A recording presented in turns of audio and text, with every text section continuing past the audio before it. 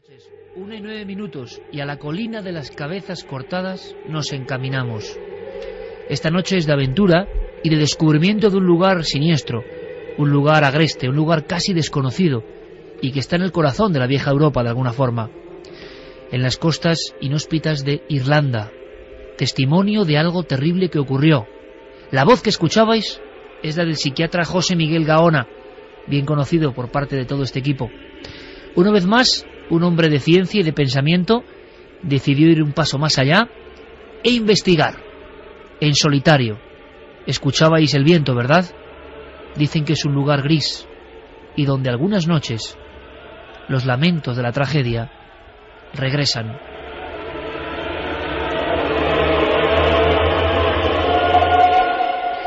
José Miguel, buenas noches. Muy buenas noches, Iker. Esta historia empieza un poco antes y de una forma maravillosa y fantástica, y como empiezan, yo creo que las investigaciones más apasionantes, casi por sorpresa, leyendo un libro. Efectivamente, dado que estoy terminando un libro sobre las experiencias cercanas a la muerte, revisando uno de las tantas obras de Raymond Moody, me encuentro con un caso que él mismo relata al principio de uno de sus tomos, pues un tanto curioso. Habla de un chico norteamericano que dice ser o haber vivido una vida anterior, comienza a explicar que, hacia 1500 y pico, su otro yo, por así decirlo, estuvo en el Fuerte del Oro en Irlanda, que él era un cura y que sobrevivió inicialmente a una matanza para finalmente acabar siendo masacrado. Y cuenta una serie de detalles muy curiosos respecto a un anillo, respecto a la muerte que sufrió, etcétera, etcétera. Y a partir de ahí, con ese nombre tan atractivo de Fuerte del Oro, comienza la investigación. Fuerte del Oro, un nombre evidentemente bien sonoro que se esconde y esconde en sí mismo toda una historia trágica. José Miguel ha traído material y algunas cosas que, sin haber estado allí, sin haberlas palpado, sin haberlas tocado, impresionan de verdad. Hay una especie de monolito o de recuerdo a unas cabezas cortadas, en mitad de aquel viento, con grandes esfuerzos para poder grabar el audio. José Miguel lo contaba así. 1 a 1. Los soldados españoles eran decapitados ante el horror de sus compañeros. Los cuerpos se apilaban a pocos metros de donde estoy, y las cabezas, por el contrario, se traían justamente al promontorio que tengo aquí detrás. 600 y pico cabezas, justamente en esta zona donde me encuentro, de soldados españoles decapitados, fueron enterradas separados de sus cuerpos. ¿Por qué se hacía esto?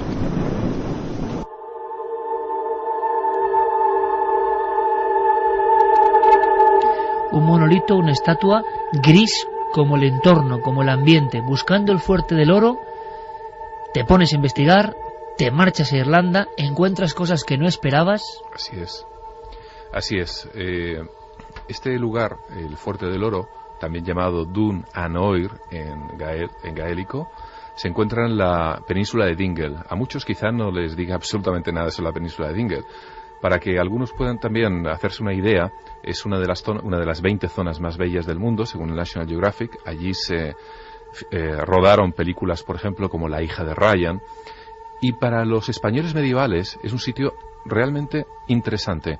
Había marineros que recalaban en dicha península, y es muy curioso porque es quizá el único sitio, es un pueblo de 1000 y pico habitantes al suroeste de Irlanda, cuyo patrón, la iglesia, está dedicada a Santiago de Compostela, St. James, mientras que, como todos saben, San Patricio, sin embargo, es el patrono del resto de Irlanda.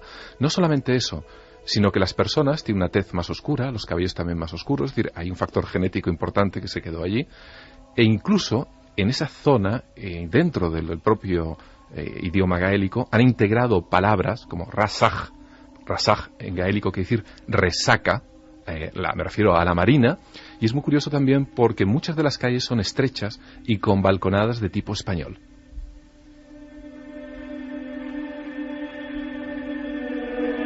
Con ese aire, con ese viento, con esos acantilados, con esa escasísima población, José Miguel, vas en busca de pistas, de datos de ese muchacho que ha vivido otra vida. E imagino que en tu cuaderno de campo ya llevabas ya algunos comprobantes de la pista a continuar. Sabías ya que ibas en busca de una de las masacres, yo creo que menos conocidas a nivel popular, pero más terroríficas que se han dado en la vieja Europa. Tan terroríficas que al día de hoy todavía hay una leyenda en toda esa zona, y a los niños se les amenaza con que uno de los interventores, ahora hablaremos de ello, Sir Walter Raleigh, se les amenaza a los niños diciendo que va a venir el coco, si se portan mal, el coco de Raleigh, porque justamente en toda la memoria histórica, en todas las personas de esta zona de Irlanda, aquella matanza tuvo un impacto brutal. Vamos a recorrer un poco la historia. En ese lugar que de alguna forma tú redescubres con uno de tantos testimonios de los libros de Raymond Moody de personas que han vivido experiencias límite, recuerden el detalle, creo que es importante. Ese muchacho americano, has dicho, pensaba que había sido en otra vida un sacerdote. Efectivamente. En aquel lugar. Objetivamente, la historia y los datos que nos dicen de esa masacre. Tiene un nombre la masacre. Efectivamente, la masacre, si aplicamos el nombre anglosajón de Smerwick, o la masacre de Dún an Oir, está en una bahía, en la bahía de Smerwick. Imaginemos por un momento que estamos a finales del siglo XVI, estamos en guerra. España es una de las grandes potencias, junto con Inglaterra y con Francia, y Felipe II quiere apoyar a los patriotas irlandeses en su lucha contra la reina Isabel, es decir, contra el protestantismo y contra, evidentemente, los anglosajones. Hay diversas rebeliones en esos años, y uno de las mayores cabezas visibles de estas rebeliones, James Maurice Fitzgerald, viene por España, va por Italia, se entrevista con Gregorio XIII, y ocurre una cosa muy importante 10 años antes de esta masacre. La reina Isabel, es excomulgada. Hoy en día quizá no se le da mucha importancia, pero en aquel entonces el poder de los reyes venía directamente de Dios, y por lo tanto a la reina Isabel se la desproveía totalmente de autoridad divina. Y eso es una excusa fantástica, y también utilizable desde el punto de vista político, para apoyar cualquier rebelión justamente contra esta reina, evidentemente rebelde, ¿no? Unos acantilados, hemos dicho, pronunciados, un paraje que se describe casi de forma sonora solamente con el viento, lo estamos imaginando, esas olas que azotan esas paredes y que a veces traen huesos. Por cierto, me contabas, José Miguel, que hace bien poco habían llegado cráneos a la playa, cráneos de aquella masacre. Sí, es algo relativamente frecuente, aunque pueda parecer mentira. Si entramos en los detalles de la masacre, podremos entender, evidentemente, cómo ocurrió. En 1580, en septiembre, sale un barco de Santander, va hacia el Ferrol, y allí toma y embarcan más de 600 soldados españoles. En las crónicas que he podido encontrar en archivos muy antiguos en toda esta zona de Irlanda, aparece que los soldados españoles que fueron allí no eran especialmente de la mejor categoría, ya que los empleábamos en América en aquella época. Eran soldados habitualmente rebeldes que se encontraban bajo castigo, etcétera, etcétera. Bueno, son embarcados y son llevados a este fuerte, al fuerte del Oro, en septiembre, el 10 de septiembre. Una vez que llegan al fuerte, son 600 y pico, comienzan a unirse a ellos fuerzas irlandesas, y además es importante subrayar que estos soldados llevan víveres para más de 4.000 soldados, con los que piensan unirse en Irlanda, evidentemente, para avanzar contra los ingleses. Sin embargo, están al mando, desgraciadamente, y ahora veremos el porqué, de un italiano, natural de Bolonia, que es Sebastiano di San Giuseppe. Este italiano decide, en vez de avanzar, quedarse en el fuerte y fortificar toda la zona. Sin embargo, la gran red de espías que tenían los ingleses, entre otras cosas dirigidos por el conde de Grey, un tipo bastante sanguinario, ahora veremos también sus antecedentes, conocen de este desembarco y comienzan de alguna manera a rodearlo, poco a poco. En tan solo 4 semanas, el fuerte se encuentra rodeado por mar y por tierra, y empieza el bombardeo. Durante este bombardeo mueren unos cuantos españoles. Sin embargo, gracias al valor de muchos de ellos, insisten en no rendirse. Pero hay que este capitán italiano, de alguna manera, sale del fuerte se entrevista con la mano derecha del conde de Grey, que era Sir Walter Raleigh, y comienzan a negociar una rendición, así de sencillo, prácticamente sin haber pegado un tiro. A las 48 horas, dos otros personajes, que ahí tienen una gran relación y es muy bonito con el tema de lo de Raymond Moody, un lazo muy interesante, un cura español y otro irlandés se unen para hacer de traductores entre italiano, este capitán italiano, y Sir Walter Raleigh. Bueno, una vez que los sacerdotes observan que el capitán italiano se va a rendir, comienzan a tergiversar la traducción, pero con tan mala fortuna que obviamente al final tanto el inglés como el capitán italiano se dan cuenta de que están saboteando la rendición, cosa que le viene en principio mal a los dos. Cuenta la historia, y hay unos poemas irlandeses preciosos, que ambos sacerdotes vuelven al fuerte encadenados y que son inmediatamente crucificados en la puerta del fuerte. Sus huesos son rotos con el martillo de un herrero, y mientras sus huesos son rotos y son, evidentemente, entran en una tremenda agonía, gritan todo lo que pueden a los soldados españoles que están dentro del fuerte: vuestro capitán os está traicionando.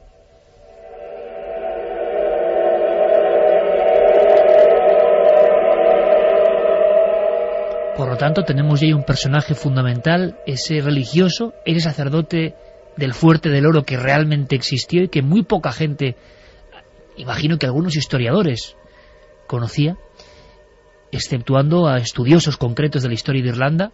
Y después de esta especie de crucifixión en vivo y de rotura de huesos, de crucifixarium de alguna forma, ¿qué es lo que pasa? Hay una rebelión interna.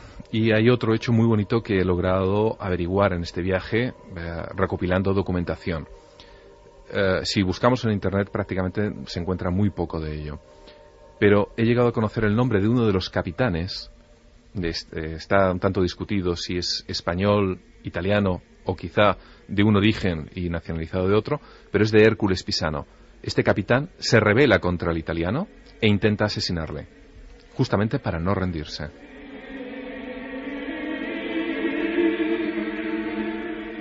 Sin embargo, al final, la suerte del destacamento de españoles será terrible y esquiva, ¿no? Acabarán siendo ellos las cabezas cortadas. Terrible y esquiva.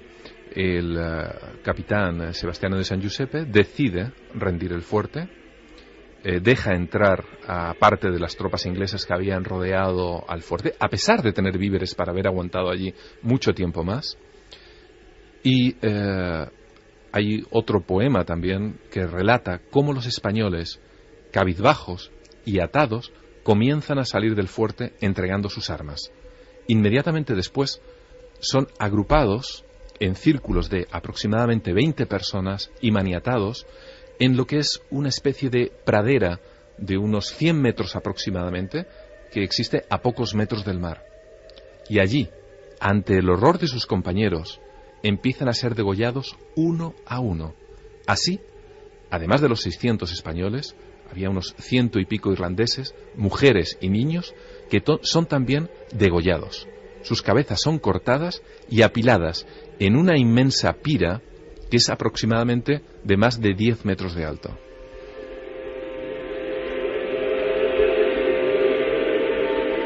Ahora vamos tejiendo entre todos el mapa mental de por qué la colina de las cabezas cortadas. El lugar de la investigación de José Miguel Gaona, y el lugar además donde, al parecer, según cuenta la historia, luego ocurren cosas. Incluso historiadores, antropólogos hablan de lugar maldito hoy para la gente de allí, para la poca gente que se acerca allí. Por cierto, José Miguel, tú te lo preguntabas en el lugar de los hechos, con ese viento, con ese acantilado presente, ¿por qué hicieron eso? ¿Por qué separar la cabeza del cuerpo y enterrarlo? Era un signo del vencedor, en el que estaba incluida también la humillación. El tener la cabeza era el máximo trofeo. Por ejemplo, el propio héroe irlandés que me he referido antes, Fitzgerald, herido mortalmente pocos meses antes justamente de esta masacre, cuando todavía estaba vivo, pidió a sus ayudantes que le cortasen la cabeza para poderla ocultar y que los ingleses no se hiciesen con ella. Es decir, podemos ver con este tipo de detalles a nivel psicológico cómo se las gastaban en aquel entonces. José Miguel, a día de hoy y desde entonces, varios cientos de años ya, el lugar ha quedado marcado. Efectivamente, 430 años después, el lugar está marcado, pero al día de hoy también no podemos dejar de lado qué hicieron con los cuerpos. Al lado del fuerte hay un acantilado con una pequeña playa.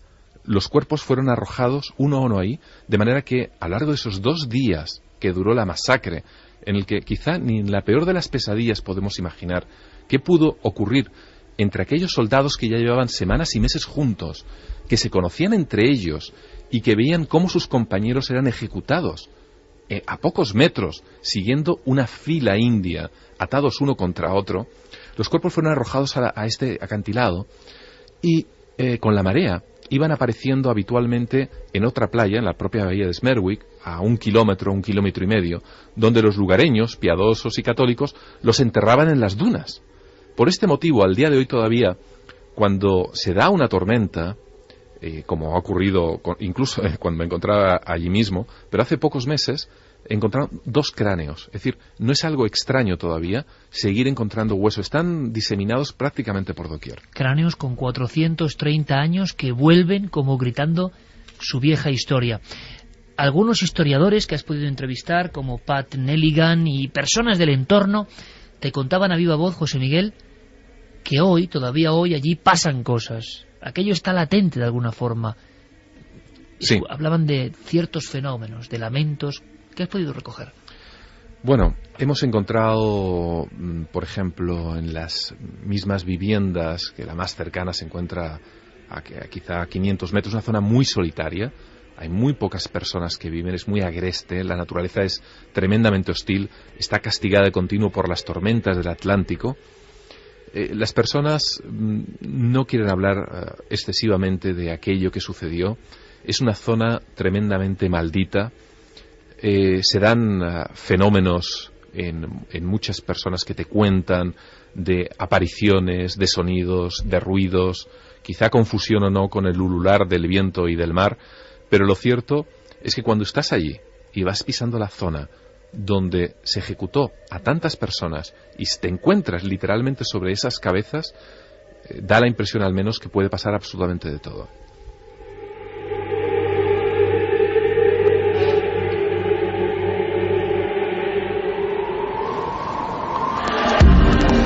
Nunca antes habías estado tan cerca de lo desconocido. Milenio 3. Cadena SER.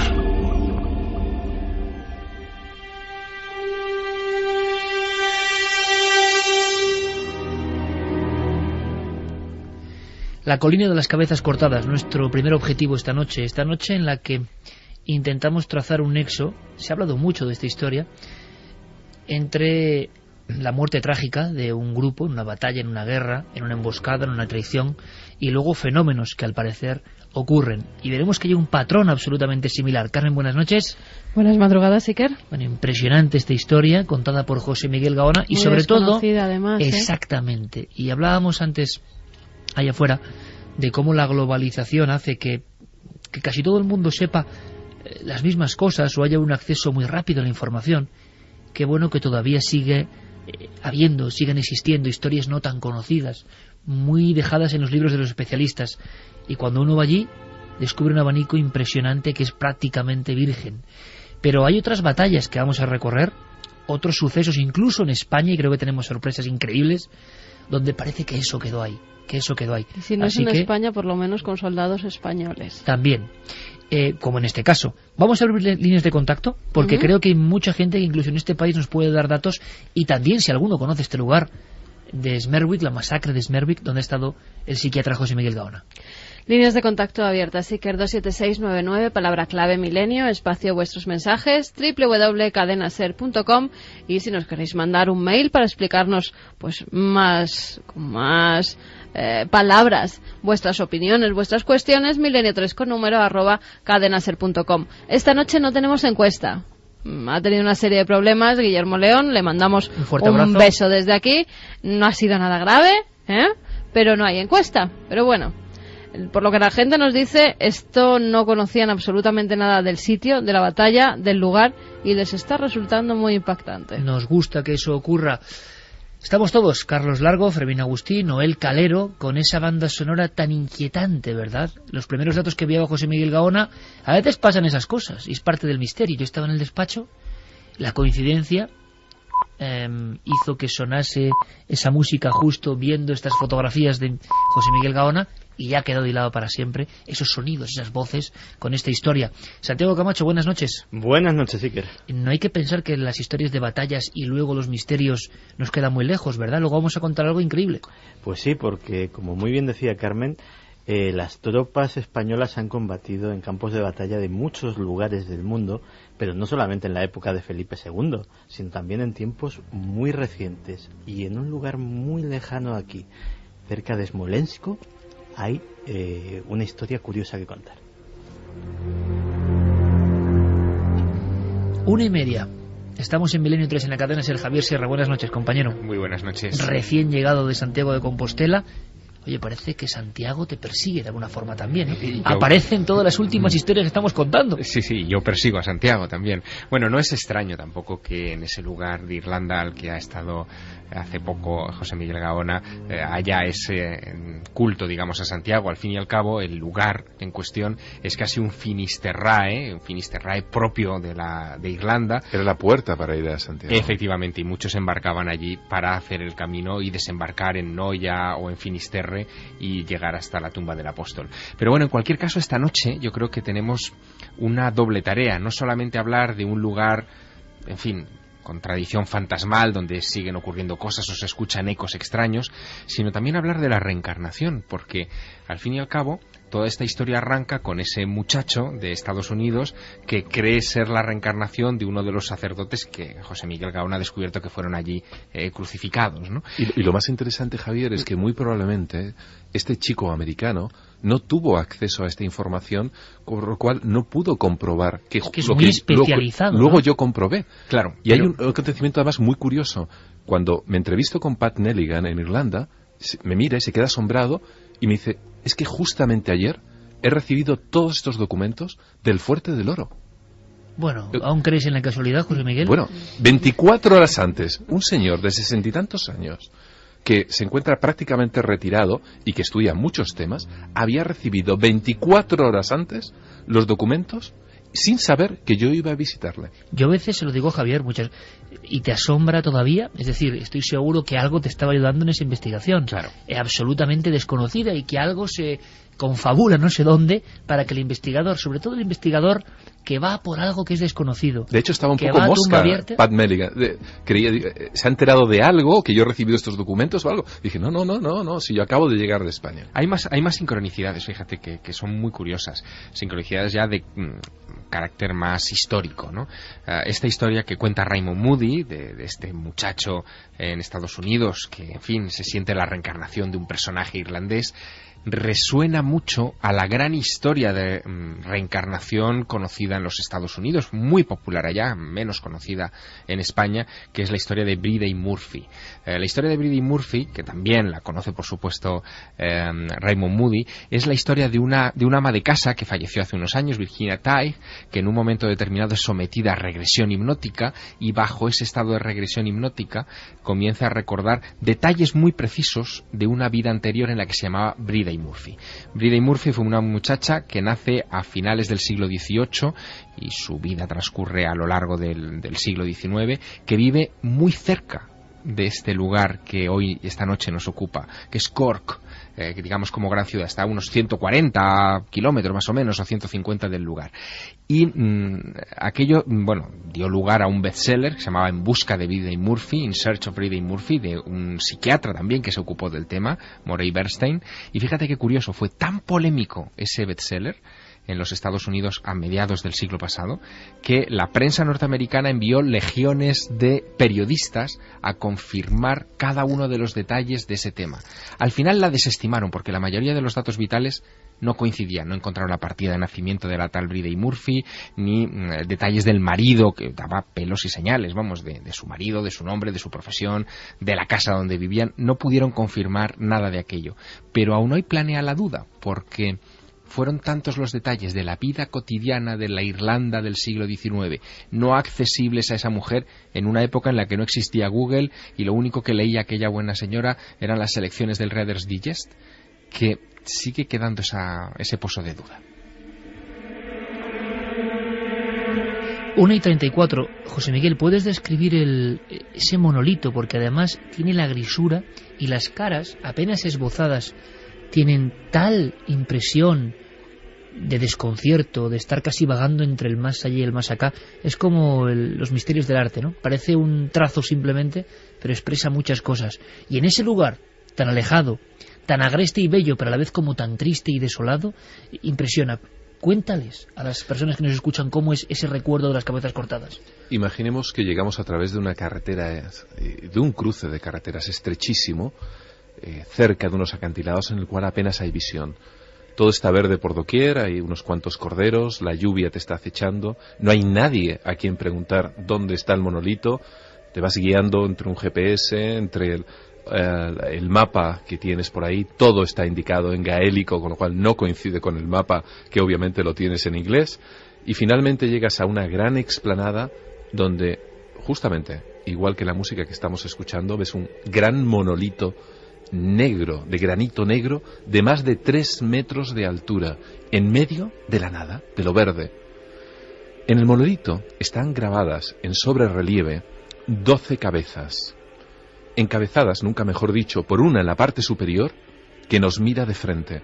Y es muy curioso, porque las 12 cabezas, parece que el propio autor, que las ha esculpido, ha tenido que ver la expresión, nunca mejor dicho, sin alma, sin vida, sin ningún soplo de nada humano, porque la expresión que tiene cada una de esas cabezas se corresponde con la de un decapitado.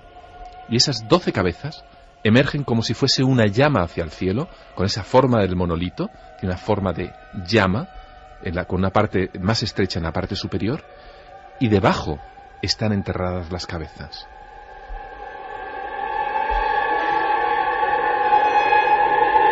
¿Por qué 12? ¿Se sabe algo? ¿Hay alguna simbología? ¿Por qué se eligieron 12? ¿Es representación de la masacre de más de 600 y pico que hay ahí abajo? ¿O se eligió 12 por algo que podamos entender? Se eligieron 12 cabezas porque representan de alguna manera el tiempo que estuvieron allí encerrados. El tiempo en cuanto a semanas y en cuanto a días. Pero realmente las 12, de alguna manera, representan en la parte superior al capitán al que me he referido, a Hércules Pisano, y a 11 de sus soldados. Hay diversas teorías, pero también hice esa misma pregunta del por qué se encontraban estas 12 cabezas. ¿Y qué te contaron las personas? Primero porque no hay muchas, porque estamos viendo, digamos, el arquetipo del lugar agreste y gaélico. ¿Qué te contaron en cuanto a los fenómenos? Tú decías que podían ser más o menos explicables. ¿Coincidían en algún tipo de fenómeno los testimonios? ¿Hablaban más o menos de lo mismo? Sobre todo voces, lamentos, cosa que, como he dicho, es fácilmente imaginable si uno se encuentra en ese entorno. Se confunde muchas veces el viento con sonidos, con lamentos. Te encuentras solo en una pradera que está impregnada de sangre de más de 600 personas, sabiendo que debajo tuyo es un verdadero cementerio, ¿no?, de tantas y tantas personas, pero que además que han muerto con un sufrimiento inimaginable. Entrevisté a una pareja que vivía relativamente cercana, en una casa realmente preciosa al borde del acantilado, y no querían ciertamente contar mucho. Quizá ese tipo de cosas me pasó también en su día en los alrededores, por ejemplo, de Dachau, que los vecinos no querían contar. Imagino que también el tema inmobiliario de depreciación no acompaña favorablemente a este tipo de factores, ¿no? Pero es un tema tabú. Las personas allí son muy creyentes. Por ejemplo, estos cráneos que encontraron hace pocos meses, creía yo, de una manera un poco inocente, que los habrían llevado a un museo o tal. No. Les dieron sepultura con una ceremonia religiosa en tierra firme, ¿no? Porque a medida que iban apareciendo los cuerpos decapitados y descompuestos a lo largo de los días y semanas posteriores, en aquel entonces, en 1580, los lugareños, los pescadores, los enterraban, pero en las dunas de arena, que esto es una zona de dunas muy grande, lo que explica hoy en día el por qué, cuando hay una tempestad, afloran nuevamente los restos óseos. Bueno, el gran Jung decía que lo de enterrar al cuerpo y darle sepultura, incluso hacerle honores si es un soldado, era básico, ¿no? Él contaba su tormento en su casa de Bollingen cuando le aparecieron una serie de figuras. Jung lo contó sin ningún rubor. Así es. Una serie de figuras encapuchadas se le aparecían en el exterior, y una de las noches incluso llega a abrir la ventana y ve varias de estas figuras vagando. Y entonces empieza a indagar hasta que encuentra los restos óseos de un soldado de la época pretérita napoleónica, y lo que hace Jung en solitario es lanzar varios tiros al aire, varias salvas de alguna forma militares, y darle sepultura como merece. En ese mismo instante los fenómenos desaparecieron, ¿no? Se marcharon para siempre.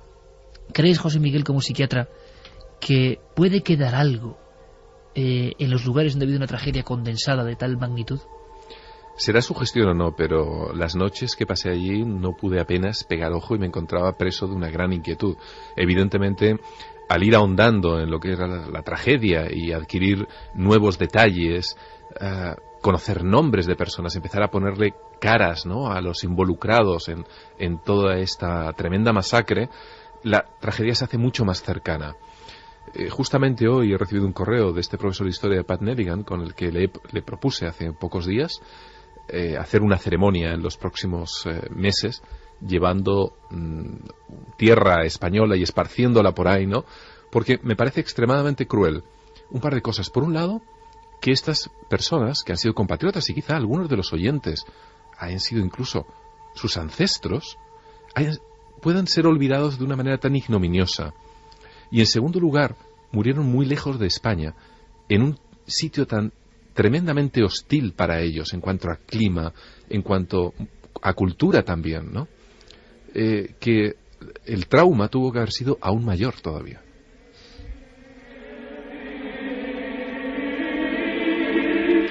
Hay una serie de grabaciones, un nuevo experimento buscando psicofonías, buscando voces extrañas. Todavía estamos cribando ese enorme material. De nuevo, José Miguel, iremos dando información, 24 horas de grabaciones en diferentes puntos en la Colina de las Cabezas. Sí, para los amigos de lo misterioso, y dado que ya saben que soy aficionado, en este caso, a grandes masacres, y si encontramos algo que sea realmente algo significativo, pues pusimos 2 grabadoras en la colina donde ocurrieron las decapitaciones, y es el mismo lugar donde los cuerpos además fueron arrojados al mar, y la otra donde se guardaron y se enterraron las cabezas. Pues estaremos muy atentos. Empieza prácticamente ya la operación de búsqueda, ¿no?, de elementos del Fuerte del Oro, azotado constantemente por ese viento, hay que tenerlo en cuenta, rompiendo casi las rocas, pero...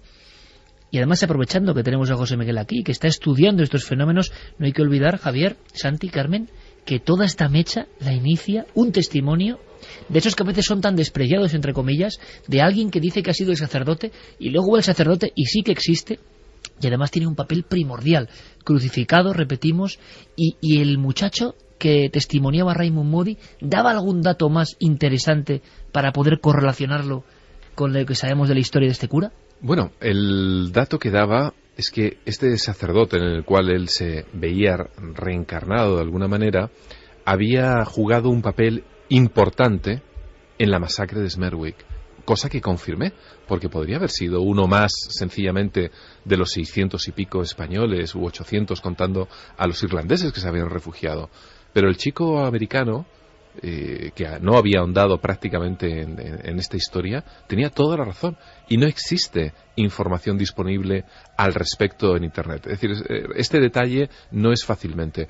Él aporta otro detalle, o Raymond Moody, en palabras de su estudiado, que tenía un anillo propio de sacerdote, cosa que evidentemente ya no pude corroborar, ¿no? A pesar, estuve en el museo viendo montones de piezas, de cosas que se habían rescatado de lo que es la planicie, etcétera, pero claro, imaginemos que un anillo en aquel entonces además habría sido pasto de la vileza, ¿no? de los ejecutores que le habían quitado y desarrapado constantemente a todos los muertos. Solo faltaría, me lo estoy imaginando, que una de estas noches, entre el oleaje, aparezca un anillo de un sacerdote. Santi, nos prometías algo que tiene que ver con españoles, Carmen también, historias que nos pueden parecer lejanas, españoles, compatriotas nuestros, acabando de esta forma, historias que tienen que ver con la División Azul, si no me equivoco. Pues sí, señor, en la Segunda Guerra Mundial. Y todo viene a raíz de un concepto curioso que he aprendido en estos días, que es el de los arqueólogos negros. ¿Tú sabes lo que son los arqueólogos negros? Lo desconozco por Pues completo. Yo tampoco lo sabía. Y resulta que es algo que a día de hoy, sobre todo en Rusia y en algunos países de la antigua Unión Soviética, está siendo pues una afición de alguna forma muy popular, que son jóvenes y no tan jóvenes que se dedican a hacer excavaciones en antiguos campos de batalla o lugares con mucha relevancia dentro de la Segunda Guerra Mundial, para buscar pues desde uniformes, armas antiguas, restos de todo tipo, con decoraciones, para engrosar algunos, los digamos más altruistas, sus colecciones particulares, y otros para venderlos en el mercado de memorabilia militar, que es muy pujante y que tiene una salida importante.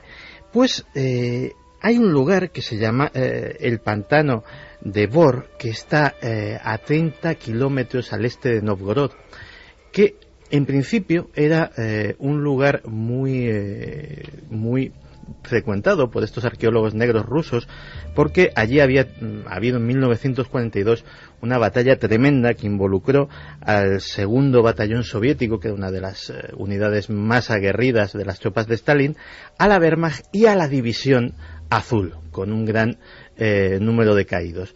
Pues lo cierto es que a día de hoy esos arqueólogos negros en sus foros consideran este sitio como tabú. Ya han dejado de ir porque cada uno tiene una historia y cuentan historias desde llamas que flotan en el aire sin que nada se prenda fuego, ruidos de motores, de aviones, de artillería, y sobre todo lo que más gritos de batalla, evidentemente, pero lo que más nos afecta a nosotros, gritos de batalla en español, gritos que dicen viva, gritos que dicen adelante en perfecto castellano, y que han espantado a estos arqueólogos negros. Hay otra historia curiosísima de un arqueólogo de estas características, quizá un precursor de esa clase de arqueología. Fue un tipo que se llamaba Leon Weeks, un norteamericano. Y en 1950 él decidió pasar un verano en Galípoli, en Turquía, donde tuvo lugar la batalla de Dardanelos en la Primera Guerra Mundial, en 1915. Y este hombre se dedicaba, a excavar en busca precisamente de tumbas de soldados de la Primera Guerra Mundial para reconstruir uniformes, coleccionar balas, en fin, justo lo que estaba diciendo Santiago. En una de esas noches, él se queda fuera de su tienda de campaña, porque él iba con medios bastante precarios, fumando, y de repente ve descender por una de las colinas a un tipo que va arrastrando a un burro, y encima del burro un hombre como, en fin, desfallecido o muerto incluso, que parece irse por uno de los senderos de aquellas colinas. Él sale detrás de ese hombre para llamarle la atención. Es de noche, hay luna, pero le llama mucho la atención que, en fin, no lleve candil, no lleve ningún tipo de información, incluso le da la sensación de que brilla un poco, pero aquel tipo no hace caso omiso y se pierde. A la noche siguiente, a la misma hora, vuelve a ver la misma escena. Vuelve a intentar acercarse y esta vez ve que es un soldado. Y el que va encima del asno es un soldado que parece moribundo o muerto. Se da cuenta de que aquello no es normal, le parece que es fantasmal porque tienen el aspecto de los soldados que él está tratando de hurgar allí en sus tumbas improvisadas, y la misma visión se repite durante 4 noches consecutivas. La historia de Leon Weeks es curiosísima porque Cuando ya abandona sus excavaciones y regresa a los Estados Unidos, buscando en antiguos documentos filatélicos inspirados precisamente en ese enfrentamiento en Dardanelos, descubre un sello australiano que conmemora la gesta de un soldado que se llama John Simpson Kirkpatrick. Este John Simpson Kirkpatrick se hizo famoso porque, utilizando un asno, un burro, se dedicaba a rescatar a compañeros suyos que habían caído heridos en el frente, y salvó la vida de muchos. Se lo consideró un héroe hasta que él mismo también cayó abatido por los disparos y estaba enterrado justo en el lugar donde Leon Weeks excavaba. Quizá una noche, esta misma noche, quién sabe, algunos grupos de investigación o algunos grupos de programas que se dedican más o menos a temas que nos gustan aquí en Milenio 3, sobre todo en Estados Unidos, estarán encaminando sus objetivos a entornos de batalla y entornos de violencia. Hay algunos enclaves absolutamente célebres que tienen su lado sobrenatural, esa especie de sensación de que la densidad de la muerte, por desgracia, y de la guerra y de la furia y de la violencia y de lo peor quizá del ser humano, se queda en los sitios.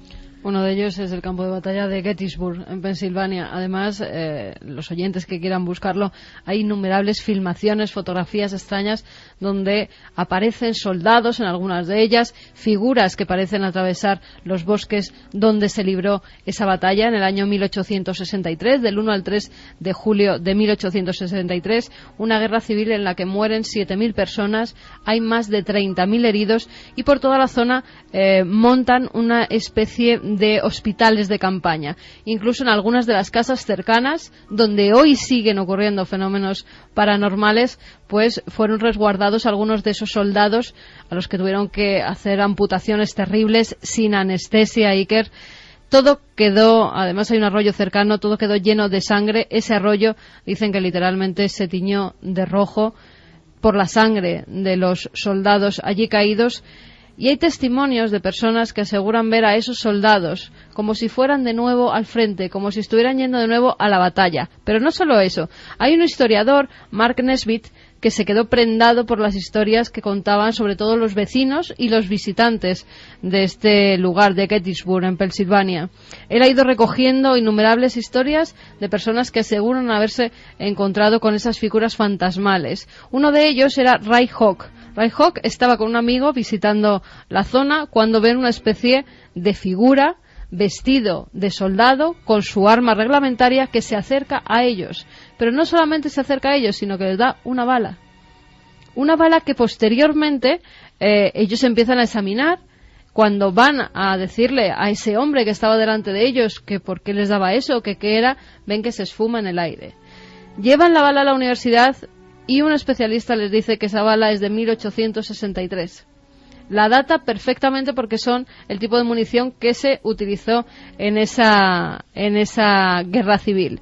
Hay testimonios, Iker, que si quieres escuchamos. El primero de ellos es una noche de investigación como otra cualquiera de un grupo que están con su videocámara y de repente empiezan a ver a través de la cámara como una figura parece andar entre los bosques. Se nota perfectamente el nerviosismo, ni siquiera lo hemos traducido porque son muchas voces que empiezan a chillar, a decir que están viendo algo, que si es un espíritu, si es un soldado. Luego iremos con documentos en los que ya se habla claramente de lo que ven, porque como te decía, hay casas alrededor en las que se han visto a esos soldados que parece que están manejando también pues, algún tipo de munición que parecía guardar allí. Something moving there. No, there's a motorcycle. See? I don't see nothing down there. Can't be the motorcycles, honey. There's nothing sparkling. You see what I'm saying? What's that? What is that? Tree. No. You moved it, right? Right there. See it? Uh-huh. Look. There's nobody there. I can't see. Look. Isn't it those people? Can't be. There's nobody. Not up in the trees. There's nobody down there no more. Qué flema, qué flema. Sí, somos nosotros, hemos soltado españoles, estamos viendo un fenómeno extraño, hemos soltado 12 tacos y hemos salido corriendo detrás de ese supuesto soldado. Mira, pero vamos, con una tranquilidad que llama la atención, desde luego. ¿Qué es eso? Decían, ¿verdad? Mira. Bueno, pues hay testimonios en los que ya se dice que han visto a un soldado. Creo que tenemos ya, Noel, el primero de esos cortes donde aseguran que una figura fantasmal se ha quedado en la fotografía que han realizado. Hay un grupo de personas, una mujer hace una fotografía y sale alguien que no debía estar allí. Hice una fotografía hacia la colina y la gente realmente me ha dicho, wow, qué monumento tan magnífico, pero allí no había ningún monumento, estaba en una granja.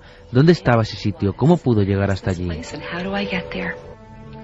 En la fotografía se puede ver a un soldado. Está de perfil, hay varias personas que deben de estar visitando el lugar y al fondo una figura como nebulosa, pero que se identifica perfectamente con alguien vestido con un uniforme. Hay otra figura, Iker, y todas ellas, repito, pueden consultarlas por internet porque están todas las fotografías y los vídeos. Hay muchísimas de ellas, donde también parece que ven algo extraño, detrás de una ventana. Una de esas casas en la que está un padre y una hija sentados en el sofá y justo detrás alguien se aparece.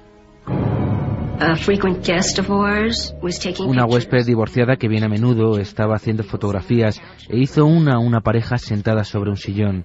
Miraron la foto y vieron algo al fondo. Parecía ser dos figuras fuera en la terraza, como si estuvieran mirando dentro.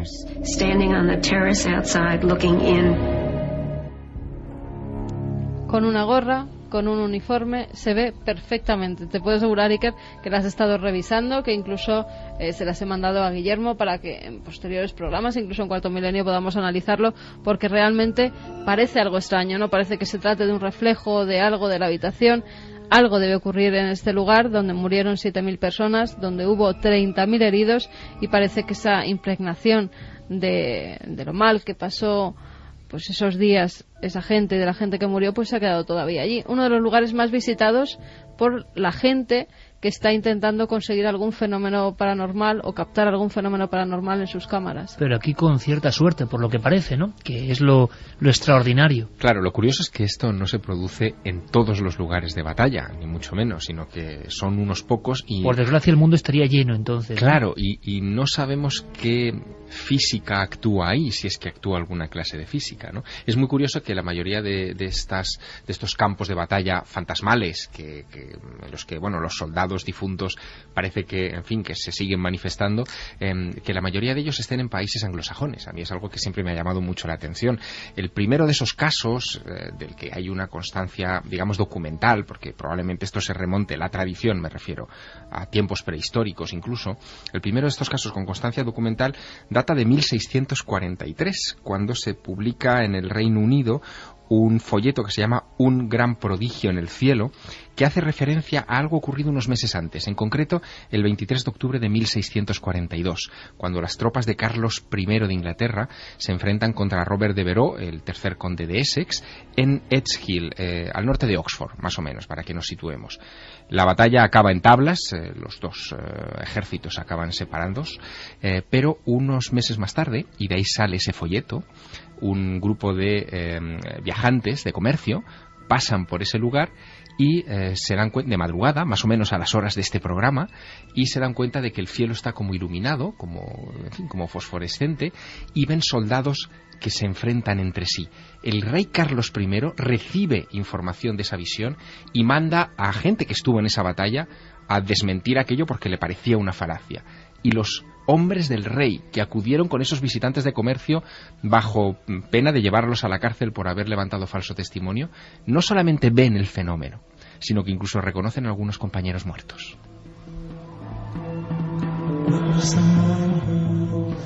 José Miguel, tuviste varios sueños y pesadillas y es normal investigando en este lugar apartado de todo y de todos. ¿Y qué imagen se representaba? ¿Alguien ha visto algo relacionado con las cabezas? ¿Has podido recopilar esa información?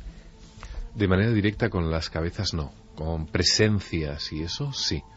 Es decir, es una zona maldita, una zona de infausta memoria. Las personas que están allí, los lugareños, no les gusta especialmente. ¿Tú has llegado a encontrar a la orilla huesos hoy? Sí, en lo que es en la propia zona donde ocurrieron los descabezamientos, las decapitaciones. pequeños fragmentos de huesos se encuentran por doquier, pero vamos, esto es Vox Populi ahí, es decir, fueron realmente los cuerpos diseminados. Las tropas de Walter Raleigh estuvieron no solamente decapitándolos, sino durante 2 días, cuentan las crónicas, que utilizaban los cuerpos como dianas para probar sus armas. Historia de no solo el misterio, sino la terrible sinrazón humana. Allí estuvo José Miguel Gaona. Estamos pendientes, desde luego, de lo que nos ofrezca la grabación casi ininterrumpida. Nos gusta mucho este tipo de pesquisas de un doctor y un científico como José Miguel. Y cómo has descrito, amigo, ese monolito. Yo todavía tengo de verdad la carne de gallina, porque has descrito perfectamente ese retrato de la cabeza sin vida. Seguiremos muy atentos a tus investigaciones, amigo. Gracias por traerlas aquí y hacernos vivir a todo el equipo de Milenio 3. Gracias a vosotros. Gracias. Buenas noches. Pero amigos, no os vayáis, porque después de las noticias tenemos un sinfín de historias, con un sentido esta noche sí, un poco inquietante. Aquí seguimos. Una segunda hora de misterio nos aguarda. Una segunda hora en la que vamos a viajar por España. Abandonamos la cabeza de esos misteriosos soldados, las cabezas, mejor dicho, 600 y pico, enterradas, sus leyendas, sus misterios, sus enigmas, y nos marchamos a una tierra que conocemos bien, y donde está pasando algo asombroso. Algo, me refiero a nivel periodístico. Luego os contaremos el secreto. Hacía mucho tiempo que un medio, un diario de papel, no se comprometía animando a las personas a contar y a revelar su experiencia ovni. Esto está ocurriendo con un pequeño periódico del norte de la provincia de Burgos. Y toda esta historia comenzó cuando descubrimos una serie de encuentros cercanos con el misterio ocurridos en las inmediaciones de Villarcayo. El pequeño medio, humilde y honesto en sus propuestas, es la Crónica de las Merindades, que se encarga y se buzonea por toda esa zona de Burgos maravillosa, llena de llanura, de montaña. Y nosotros, ¿verdad, Javier? La idea era proponerle a los responsables, sobre todo al director Roberto Palencia, la posibilidad de hacer no solo un artículo sobre los casos que iban desenterrando, sino como hizo el diario Pueblo en aquella ocasión, ya en los años 70 finales, u otros rotativos como la Gaceta del Norte, decir, oiga, usted, lector, si ha visto algo, si ha vivido algo parecido a todo esto, escríbanos. Y las sorpresas ya van siendo frutos absolutamente brillantes. Un montón de personas, Javier, de cualquier condición, personas que tenían secretos internos en su propia familia y que no contaban, que les daba rubor, están empezando a confesar sucesos absolutamente alucinantes. Porque se han dado cuenta que hay otros vecinos suyos que también han vivido ese tipo de historias y hasta ahora no tenían dónde contarlas. Así que la Crónica de las Merindades, como tú muy bien dices, por primera vez en muchos años, en décadas, se está haciendo eco de cosas que están sucediendo a ciudadanos normales y corrientes. Y ese es el periodismo que nosotros valoramos mucho en este programa. No es el periodismo del comunicado de una empresa o de una institución, no es el periodismo de teletipo, de informaciones globales que vienen por internet o por, en fin, o por intereses de algún tipo. Y siempre iguales. Exacto. Siempre con los mismos puntos y comas, sin ninguna aportación personal. Exacto, sino que es el periodismo de crónica, el que se acerca a lo que está pasándole a la gente o le pasó. Porque muchos de estos casos son el recuerdo de historias que nunca se contaron públicamente y que a raíz de empezar a moverlas y de desempolvarlas, pues muchos se están animando y nos estamos llevando sorpresas, ¿verdad? Sorpresas mayúsculas. Nuestro abrazo a Roberto Palencia, a Eduardo Palencia, a todos los amigos que tenemos allí en la comarca de Villarcayo. Javier y yo muchas veces hablamos del espíritu Villarcayo en el sentido de una conexión con todo eso tan antiguo, en el sentido de la investigación ovni, claro. La repercusión en la prensa, las fotografías, los testigos señalando. Nos reencontramos con una serie de sensaciones. A raíz de ese artículo, tanto en la Crónica de las Merindades como en Cuarto Milenio, han empezado a pasar cosas maravillosas y queremos contarlas. El caso a continuación, en fragmentos, os vamos a mostrar. A mí me ha puesto de nuevo la carne de gallina, os lo aseguro. Ni Santiago, ni Javier, ni Carmen tienen los datos, porque yo he entrevistado a la principal protagonista, María Palacios y Manuel Álvarez, y quiero que lo vayáis paladeando y por supuesto vosotros, amigos, amigas de la audiencia, porque tiene algo de eso que es increíble y al mismo tiempo veraz. Ocurrió hace unos 18 años. Los fenómenos han ido siguiendo en diferentes partes, desde los años 70 prácticamente hasta anteayer. Pero también hay una pregunta: ¿por qué los casos de este tipo, tan cercanos como vais a escuchar, tan terroríficos como vais a escuchar, han dejado de producirse? ¿O no han dejado de producirse? Queremos también vuestra opinión. Tenemos las vías de contacto abiertas. 27640. 27699. Bien, perfecto. Como siempre, hace ya tiempo que cambiamos el número. Vale. 27699, palabra clave Milenio, espacio vuestros mensajes, milenio3 con número, @cadenaser.com y www.cadenaser.com, donde la gente nos va dejando todos sus mensajes. Luego leeremos algunos de las batallas, ¿vale? 3 libros de Milenio 3. 3 libros de Milenio 3 en sorteo entre todos los que nos escriban a esas vías de contacto. Y un pequeño detalle antes de empezar este viaje. Mañana, por cierto, Cuarto Milenio adelanta su hora a partir de ahora, importante. Por fin, a la hora bruja, mucho. a las 12 en punto comenzamos, ¿eh? Atención, amigos, que mañana vienen cosas fuertes. A las 12 en punto comenzamos. Dicho esto, vámonos a la zona de Medina de Pomar, ¿os apetece? ¿Vamos para allá, Santi? Vamos para allá rápidamente. Javier, Carmen, todo el equipo dispuestos a marcharnos a una zona que ya ha conocido historias de ovnis y de persecuciones.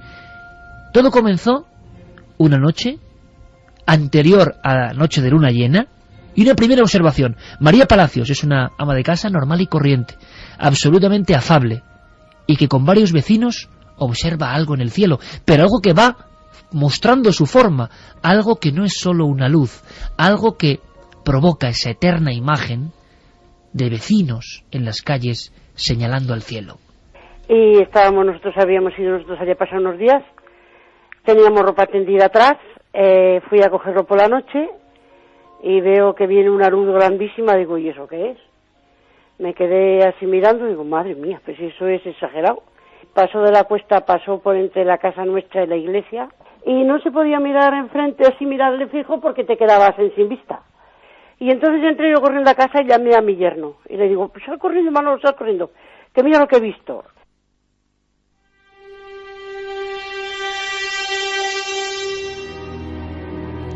Lo curioso es que efectivamente su yerno también nos ha brindado el testimonio, nos ha brindado su palabra directa sobre lo que están viendo. Como muchos otros vecinos de esa zona, en las inmediaciones de Medina de Pomar, están viendo algo que parece casi aterrizar. Curioso este dato, que parece posarse sobre una colina. Manuel Álvarez, hombre del campo, hombre auténtico, hombre que nunca había visto nada similar, pero sí había escuchado a algunos campesinos y cazadores venir asustados, por ejemplo, contándole que una luz había tomado tierra años antes, en los años 70 me estoy refiriendo, que sabía lo que era el miedo en otros testigos. De repente él es protagonista. Le avisa su familiar, María Palacios, y puede contemplar algo, pero os pido, por favor, como investigadores del fenómeno, que ya sois también todos los oyentes, puesto que tenéis interés y curiosidad por él, los detalles que da Manuel, detalles de una cercanía asombrosa. Hay algo en ese objeto, y puedo llamarle objeto, que les llama la atención. Que había una luz que nunca la había visto allí, y yo pensaba que era un coche o algo, pero luego ya cuando me asomé a la calle y vi que era una luz que no era normal, y se veía que tenía mucho resplandor y como que venía así como un reflejo hacia donde estábamos nosotros, y pasó para allá por una ladera que hay de monte. Era muy blanca y brillaba, y iba hacia abajo y se veía debajo. Yo por lo menos lo que vi fue que debajo de la luz esa se veían como unas patas o una rueda o algo así, y luego entre medio bajaba la luz hacia abajo, pero era muy clara, muy resplandeciente, y molestaba a mí así fijamente. Un objeto con unas patas o ruedas y que emite hacia abajo. Bueno, pasa el día, y sobre la comarca de Medina de Pomar vuelve la tranquilidad absoluta. Casi se ha olvidado el asunto como una anécdota más, una luminaria que ha pasado cerca de las colinas, pero María Palacios es una mujer curiosa, y junto a algunos familiares decide ir al lugar de los hechos, a ver ese montículo próximo a su casa para comprobar si ha quedado algo. Pero al día siguiente fuimos los nietos y yo por allí, digo, vamos a ver dónde estaba a donde se paró anoche ese cacharro que vimos. Y allí donde el pabellón aquel entonces estaba sembrado de hierba y había un hueco pues grande como que había estado allí parado. Y la hierba pues eso, pisada. No estaba ni quemada ni nada, allí estaba la hierba estaba bien. Solo el bote donde él había estado posado. Algo con un peso, algo físico, estaba ejerciendo su fuerza, había dejado su impronta en el lugar donde muchos vecinos de esa comarca habían observado la luz que proyectaba algo hacia abajo y que parece que tenía unas patas. Esa misma noche, después de verificar el asunto de las huellas, ocurre la siguiente escena. Y para mí es una viñeta pura y dura del misterio del fenómeno ovni. Yo os voy a confesar una cosa a pecho descubierto y sin red, con la misma honestidad que esta gente. Yo pienso que es absurdo lo que vais a escuchar, que es incomprensible, que es científicamente quizá improbable, pero la fuerza de las palabras, de cómo se hilan estas, la honestidad que transmite este testimonio, como tantos han pasado por aquí, a mí me ha dejado desarmado. La siguiente escena ocurre no en el campo, es ya de noche, y esta sí es noche de luna llena. Con un fulgor tan blanquecino, tan claro, que proyecta en toda la casa. Son las 2:30 de la madrugada, me dijo María, prácticamente la misma hora a la que estamos radiando esta historia. Ella se dirige al cuarto de baño. Se ha despertado, no puede dormir, y se ha despertado hacia el pequeño cuarto de baño. Tiene una ventana el cuarto de baño, un ventanuco bastante ancho, que está abierto, medio abierto, y que directamente desemboca en una especie de patio interior, el típico lugar donde hay tractores, hay herramientas de labranza, una especie de puertas donde estos se guardan, como un gran pabellón anexo a la casa con garajes.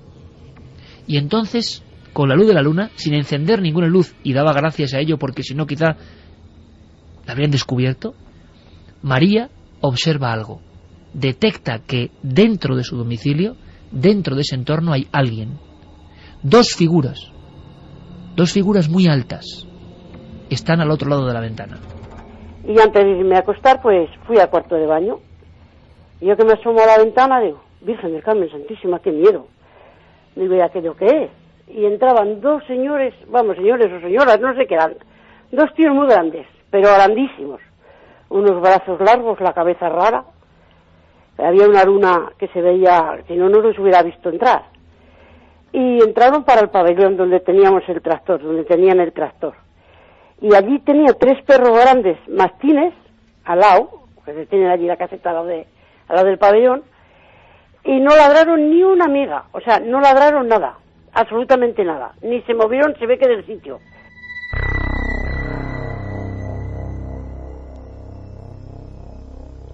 Intentemos imaginar a María Palacios mirando por la ventana, la luna ilumina la escena, no hay ni un solo ruido.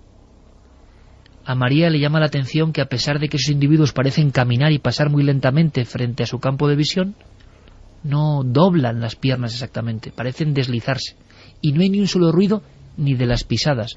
Y no hay ni un solo ruido ni de los perros, que tendrían que estar evidentemente fieros y casi atacando al intruso que se ha metido dentro de la casa. Muy altos, tan altos que parece que casi con su cabeza tocan en el umbral de entrada. Eso da un cálculo, según me comentaba Roberto Palencia, de unos 3 metros de alto, paralelos uno al otro. Un absurdo completo, total. Cuando le pregunto a María, en un diálogo que hemos tenido, por la forma de la cabeza, habéis escuchado una cabeza rara. Ella me dice que lo que más se parece es una bombilla a esa forma. Pero hay más. Escuchamos. Si era el pabellón alto y llegaban arriba, que no se tenían que agachar para entrar. Dos, pero igual de altas las dos. Muy de cinturita fina y largos los brazos, las patas larguísimas. Y para entrar al pabellón bien poco se tuvieron que agachar, niño, porque yo los vi entrar y yo dije, Virgen del Carmen, que tíos más altos. Así me quedé. Me asusté toda, me metí corriendo para adentro y yo dije, quita, no vaya a que vayan a venir aquí. Y me pegué un susto de muerte. No nos extraña que la expresión sea susto de muerte. Un susto que le acompañó durante días. Aquellos individuos de extraña cabeza, sin facciones, con el cráneo más o menos abombado, en paralelo, los brazos largos, no llega a ver los pies, pasan delante de la ventana y se adentran en una zona y nadie sabe ni qué hicieron ni por dónde entraron.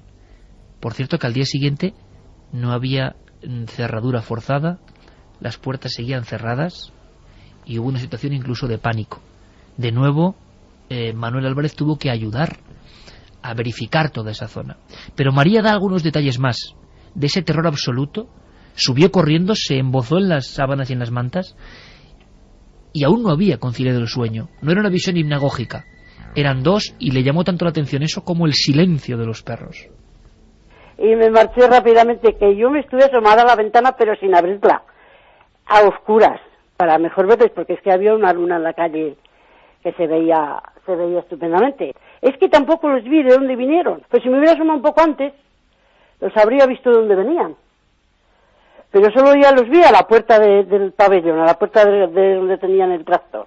Pues yo me pensé, pues ¿y estos de dónde han venido? Porque al venir ellos de allí, igual arriba donde salió el del día antes, igual había por allí algún otro parado allí en la ermita, y vinieron de allí. Yo de dónde venían no lo sé porque no los vi, solo les vi a la puerta del garaje ya.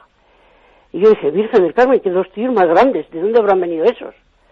Y me quedé así, que le digo que me entré unos escalofríos de una carne gallina que...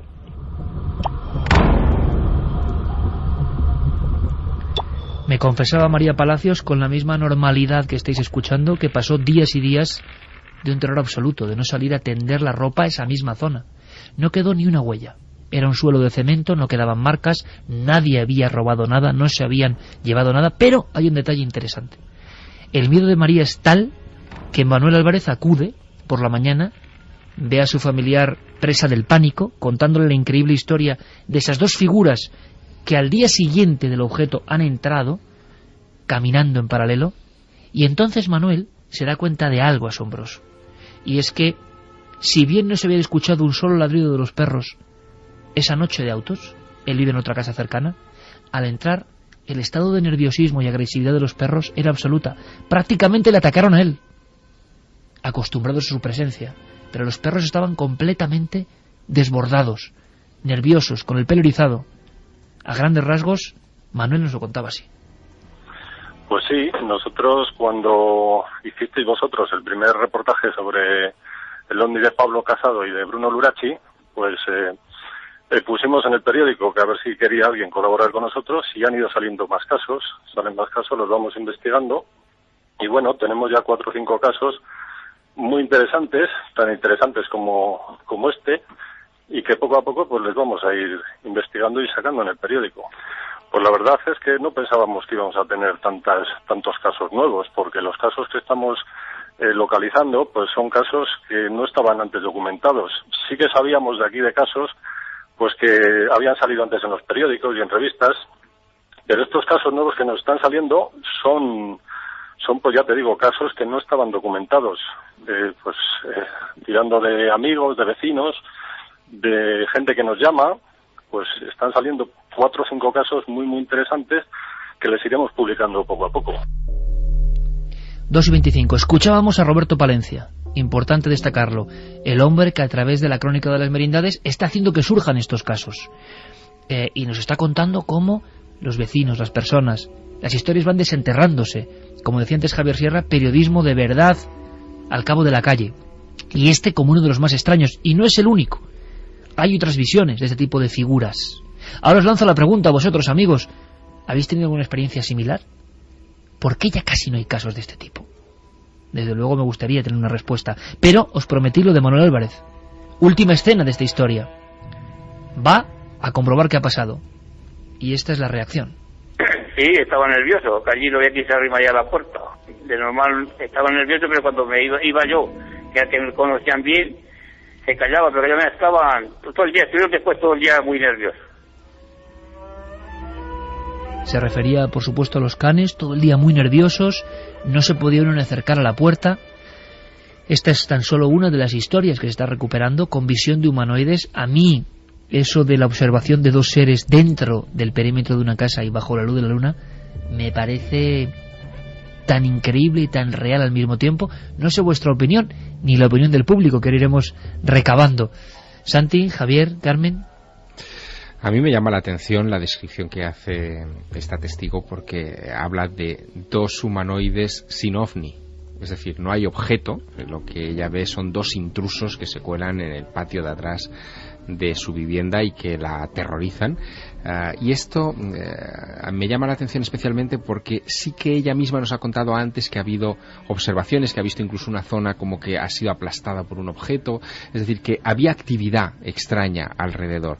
Esto es muy de John Keel, ¿no? O sea, John Keel fue un famoso escritor y compilador de este tipo de historias, que hablaba de que a casos de tipo 1, es decir, a casos de observaciones de luces lejanas que eran vistas por los testigos, a veces venían acompañados de apariciones extrañas de figuras de este tipo, que no solamente se comportaban así, sino que en algunos casos, y ahí surge el germen de otras historias como los hombres de negro, llegaban incluso a llamar a la puerta de los testigos, a tener un pequeño intercambio de impresiones, unos tipos que no parecían humanos, de tez muy pálida, muy raros, y que después se desvanecían y no se volvían nunca a ver. O también iba acompañado, y esto hubiera sido interesante a lo mejor preguntárselo, se podría rastrear en la memoria de esta mujer, por ejemplo, de fallos en las instalaciones eléctricas, fallos en la línea de teléfono. Estaba todo...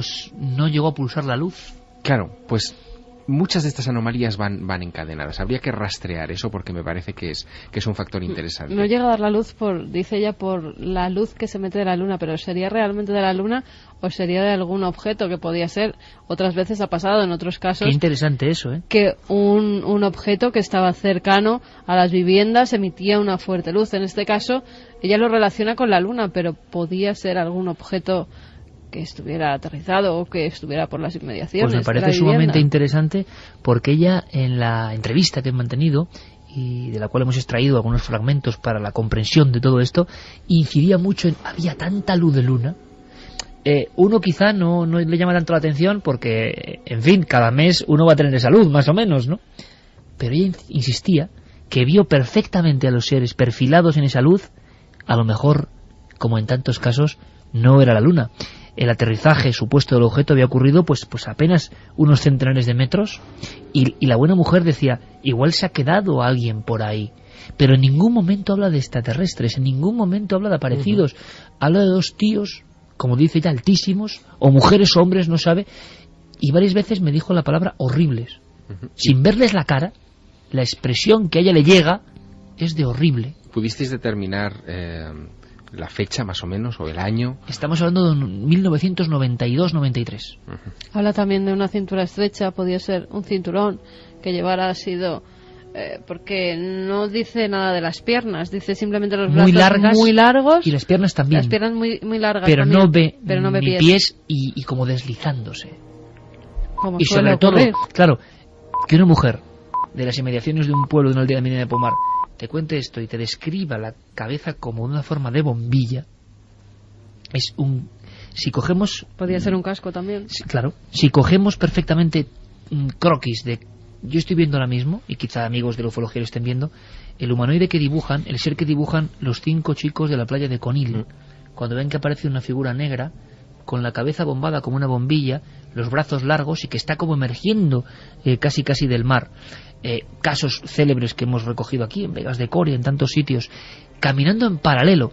Y me estoy acordando, Javier, tú quizá lo recuerdes perfectamente y mejor que yo, un caso ocurrido en el Burgo de Ebro, en Zaragoza, en las inmediaciones de Zaragoza, donde el señor Cabero, un agricultor, va en una mobilette y entonces a la vera del camino, en pleno día, en una zona bastante solitaria a pesar de la proximidad a Zaragoza, se encuentra 2 figuras en el lateral de la carretera. Le llaman mucho la atención, le dan como miedo, van en paralelo, son muy altas, tienen la cabeza bombada, y cuando él llega a su corral, interesante detalle, dice que escucha una gran algarabía de los animales.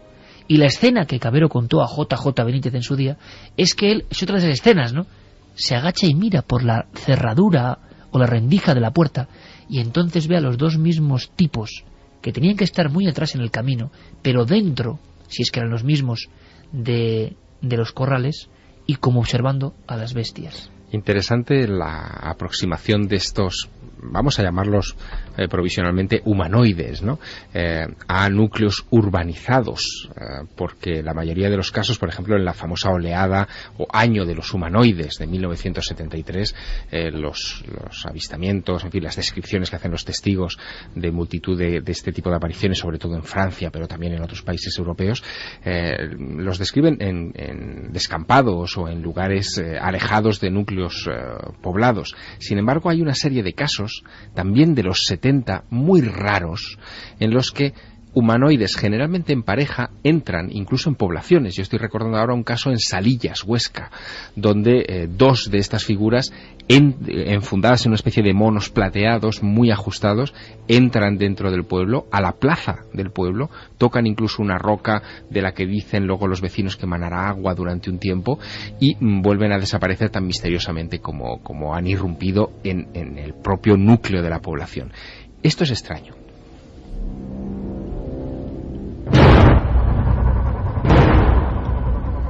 El humanoide de Escalante también. El humanoide de Escalante es exacto. Es dentro de una población. Va entrando hacia el casco urbano de la población, lo sorprenden entrando, claro. Y la descripción es idéntica prácticamente. Además no le ven los pies, pero parece que se va desplazando, ¿no? De una gran altura también. De una gran altura. Hay algo onírico en el campanero de la población de Isla, en Santander. Cuando sube arriba del campanario, observa dentro del campanario a una de estas figuras, y la descripción es como un croquis. La gran pregunta que yo lanzo, ya lo escuchamos, vuestros mensajes, las vías de contacto están claras, amigos. Le preguntaba a Santi, tú que estás permanentemente en conexión con listas de datos, información internacional, una pregunta es, ¿por qué ya no ocurren estos casos? O no tenemos noticia de que ocurran tantos casos. Quizá ahora la iniciativa de Crónica de Merindades, este periódico magnífico de la provincia de Burgos, motive. Hay algo soterrado. La gente ve cosas, pero no se cuenta, no llega. ¿Se han dejado de ver estos encuentros, como diría Spielberg, en la tercera fase? Pues personalmente yo creo que no.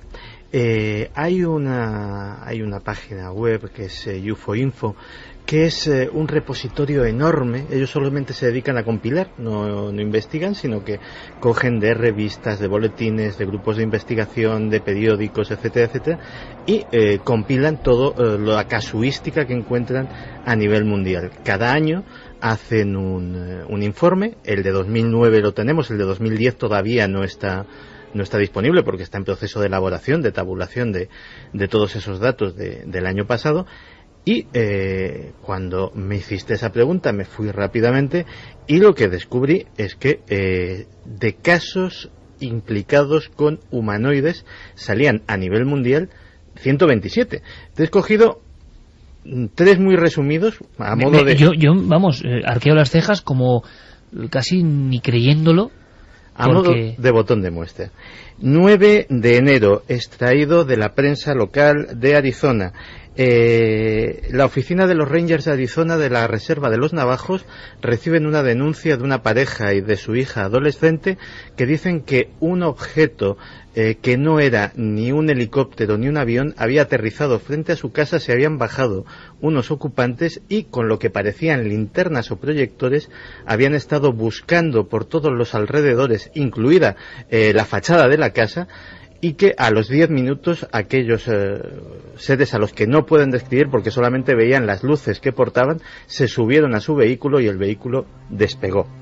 21 de febrero, cogida de la mítica Flying Saucer Review.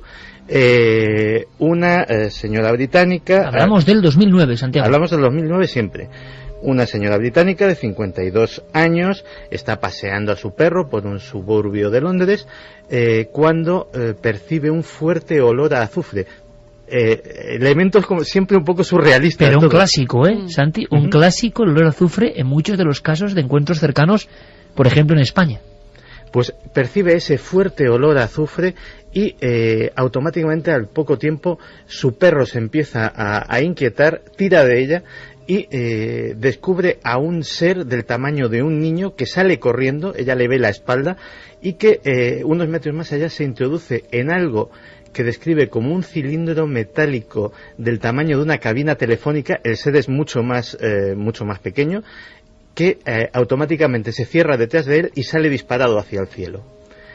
11 de marzo de 2009, recogido por el MUFON, por Mutual UFO Network. Este sucede en Nueva Zelanda, en Oamaru. Un vehículo que de forma ovoide, que los señores australianos describen como un coche compacto de estos modernos, se ve flotando por encima de unas colinas por parte de varios testigos que comprueban cómo el coche compacto en cuestión desciende y de él se baja, en este caso no un humanoide, sino algo que tiene aspecto completamente humano y que les llama la atención porque va vestido con corbata. Y sale corriendo, se interna en la espesura y ahí se le pierde. Estos son solo 3 pequeños ejemplos de esos 127 casos que he recogido. Y donde evidentemente la criba será más o menos allá, pero es curioso porque las descripciones todas tienen como un componente tan clásico, esa especie de cilindro o cabina. Nos recuerda a casos españoles célebres como el de Benacazón, ese humanoide como un niño que da la espalda y que se interna en alguna zona para no ser descubierto. Hay casos como el de Punta Carnero en Cádiz idénticos, e incluso casos antiquísimos de un individuo extraño que se pierde en el bosque. ¿Qué hay de verdad y qué no? ¿Cómo está la cuestión de la criba y eso de, digamos, simplemente recopilar información no hace que muchos de los casos no tengan nada? Bueno, lo interesante es que aquí tenemos la maniobra de este medio de comunicación. Nos permite tener casos con testigos con nombres y apellidos que no son una identidad perdida en Internet, sino que tienen una verdad dentro y una historia. Ahora, tiene algo de onírico también este mundo, estos casos. Los arquetipos se representan una y otra vez. ¿Y qué os parece lo de los perros, los animales? Es muy curioso porque son gente del campo, les extrañan estos códigos, silencio absoluto, y cuando ha pasado el fenómeno, agresividad total, completa, hacia incluso las personas que ellos conocen. Temor de los perros, y después para superar ese temor, agresividad. Es el comportamiento normal de los perros cuando tienen mucho miedo a algo.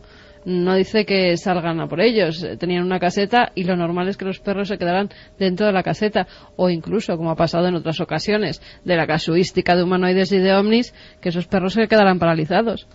Muchos casos. Vamos a hacer una cosa. Se incorpora, bueno, ha sido como una aparición. De repente miro, ya no está Noel Calero, pero que yo no sé dónde se ha ido, si ha sido abducido, y de repente aparece Geray Martínez. Geray que surge, pero como una anomalía, de repente está ahí, a los mandos. Como Geray, un humanoide. Exactamente. Geray, vas a hacerme un favor, y sin que yo diga nada, enseguida conectamos con Diego Marañón. Quiero que escuchéis una sintonía, ¿vale? Santi, Javier, Carmen, Fermín, Carlos, Geray, todos. A ver qué os sugiere. Vamos a escuchar ahora vuestros mensajes. Enseguida está aquí el túnel del tiempo, muy especial. A mí hubo una sintonía en la niñez que me marcó, una de tantas, ¿no? ¿Podremos provocar eso en la audiencia? Esa especie de recuerdo sonoro emotivo que se produce cuando suena de repente en el espacio radiofónico una música muy especial. Si tienen más de 30 años, sí. Si tienen menos de 30 años, será difícil. Ahora me decís si reconocéis esta música con un sí o un no. Y vamos a ver, voy a lanzar un juego. A ver si los oyentes sabéis cuál es este inicio, estos acordes. Carmelo Bernaola, el autor, simplemente. Y es la música de una época y de muchos misterios.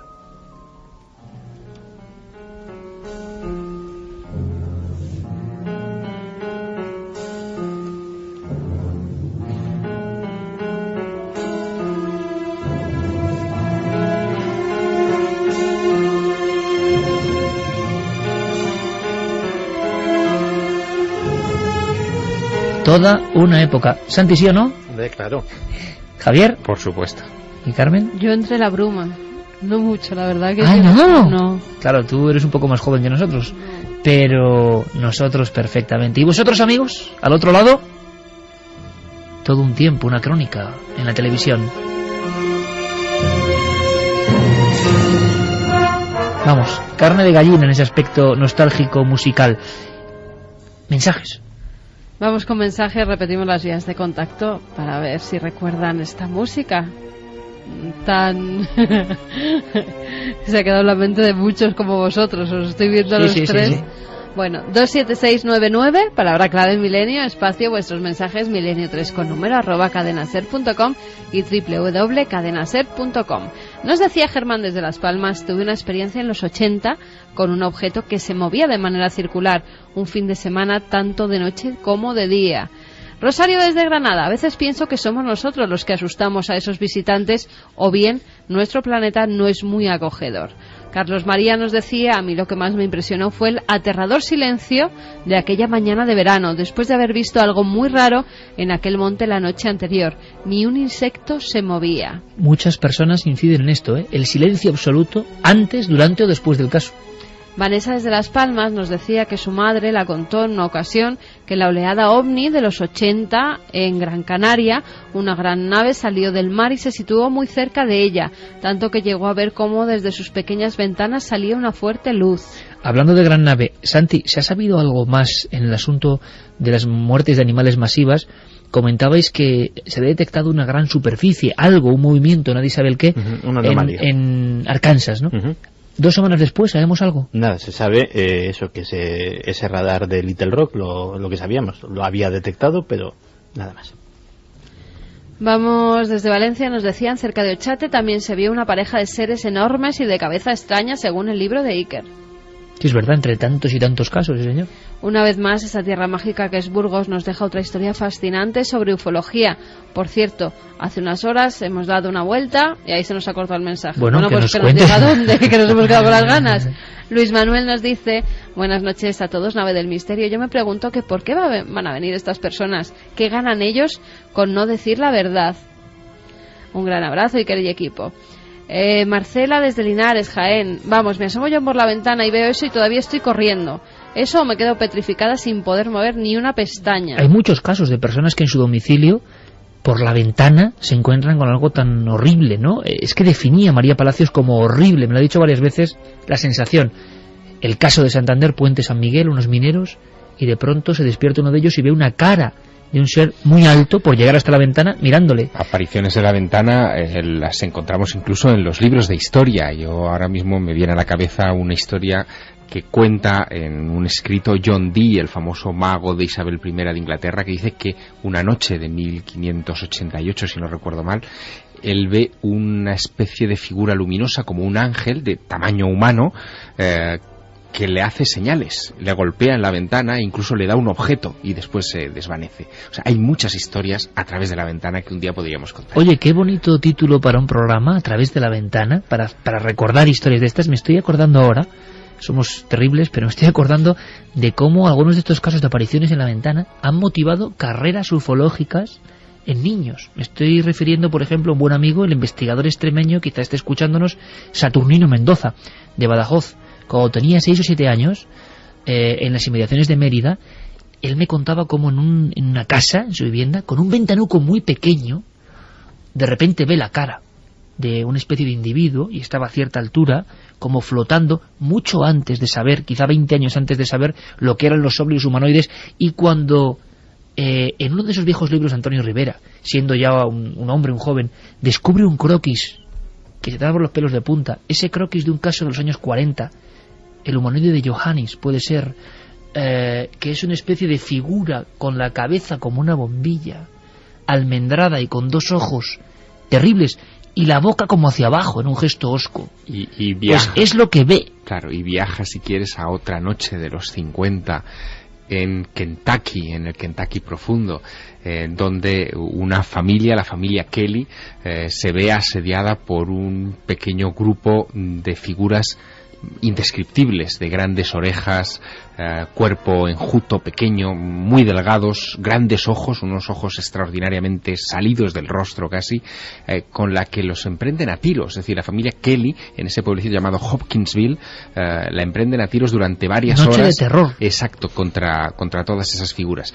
Otro de esos casos que contaba Antonio Rivera en sus libros y que a mí me siguen poniendo todavía los pelos de punta, sobre todo después de haber ido a firmar libros a Kentucky, a Lexington, y haberme encontrado con gente que recordaba todavía hoy, medio siglo más tarde, esa historia. A través de la ventana.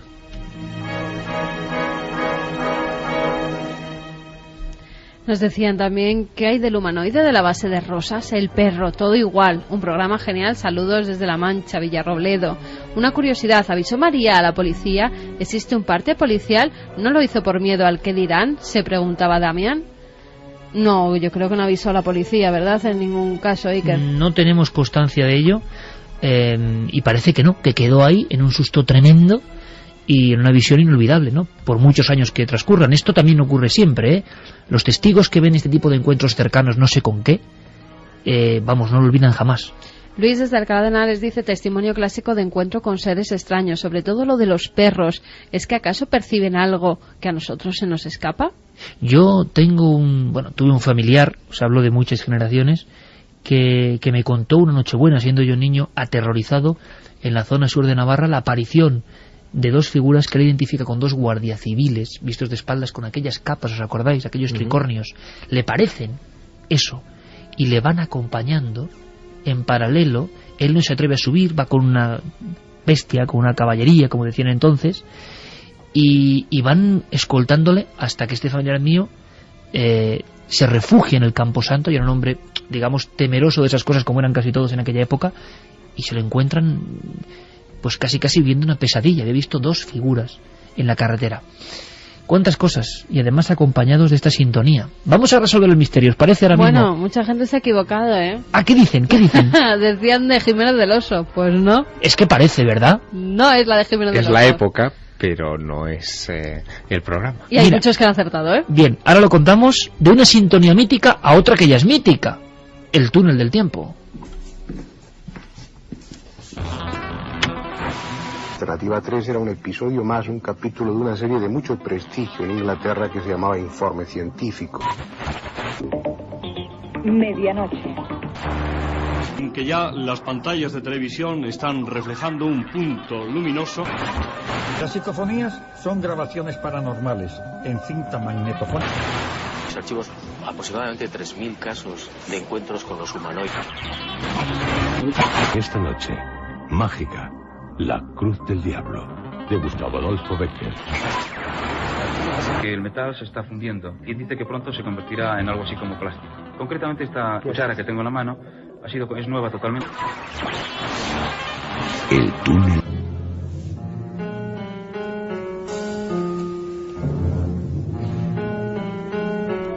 Dos y 49, extraño bucle en la historia. Con esta sintonía, millones, y digo millones de personas, asistían a un programa inolvidable que cambió el tiempo de la televisión, y en muchas ocasiones fue además debate, palestra, foro de auténticos misterios. ¿Qué sintonía es esta, Diego Marañón? Buenas, Iker. ¿Cómo te gusta examinar a la gente a las 3 menos 10? No puede ser eso. Claro que sí. Son horas intempestivas para esta clase de preguntas. Pero yo creo que muchísima gente lo ha descubierto al instante. Es más, ha sentido en su interior que el tiempo se había detenido o se había retrasado, ¿no? Y que están apareciendo por aquí algunas ráfagas de humo de pipa, quizá. Exactamente, una pipa clave. Cuéntanos. Pues estamos escuchando la sintonía de La Clave, de ese programa que dirigía y presentaba José Luis Balbín en Televisión Española y en una segunda etapa en Antena 3. Esta sintonía tiene su historia. La compuso Carmelo Bernaola, que es uno de los compositores, digamos, clásicos, no solo de música clásica contemporánea, sino de la Casa de Televisión Española, ¿no? Hay que nombrar a unos cuantos, por ejemplo, Antón García Abril. ¡Hombre! Claro, y esta semana fallecía Augusto Algueró, que era otro compositor que hizo varios temas para Televisión Española, y de este tema, de La Clave, se llegó a hacer incluso un pequeño concierto, y que tiene su... ¿Con esta sintonía? Sí, un concierto, un arreglo sinfónico que duraba un poco menos de 1 hora, y aunque no se publicó, sí que Carmelo Bernaola lo dejó escrito, sí. Oye, una cosa importante, Carmen, ¿a la gente le daba miedo? Es que a mí me daba mucho miedo. No, es que solo una cosa que nos dice ahora mismo, que aunque el compositor de esta música nació en Vizcaya, que a los 7 años, ¿sabes dónde se traslada a vivir? ¿Dónde? A Medina de Pomar, que si lo hemos hecho aposta o ha sido una sincronicidad. Carmelo Bernaola. Bueno, pues nuestro abrazo para él, el compositor que al final va a vivir al lugar justo donde ha ocurrido el caso con humanoides que hemos contado. En fin, nos lo decía un carambolas del destino. Por cierto, Carmen, hay oyentes que dicen que les daba miedo esta sintonía. Nos dicen que la recuerdan como una sintonía mítica. a mí mítica y me daba su miedo, tenía su aquel, ¿verdad? Sí. Uno sí que nos llegaba, un mensaje sí que nos llegaba, que cuando empezaba la música que apagaban. Hombre, eso a Balbín no tiene que hacer mucha gracia. Es que esta sintonía hubiera valido para, por ejemplo, Historias para no dormir. Totalmente. Porque tiene ese punto envolvente extraño, totalmente. Y además, fíjate, hasta inspira mucho en un programa como Milenio 3 a estas horas de la madrugada para contar historias así, ¿no? Historias de miedo. Oye, a ver si lo vamos a adoptar entre nuestras músicas, ¿eh? Tremenda sintonía de La Clave. ¿Qué sabemos de este programa a grandes rasgos, Diego? Pues fue un programa de televisión que bueno, el centro era un debate al que precedía la emisión de una película sobre un tema pues de actualidad, ya sea en cuanto a sociedad, en cuanto a política. También nuestros temas tuvieron su cabida. Tuvo 2 etapas La Clave. La primera etapa en televisión española se emitía en el UHF, lo que es ahora el equivalente a la 2, podríamos decir.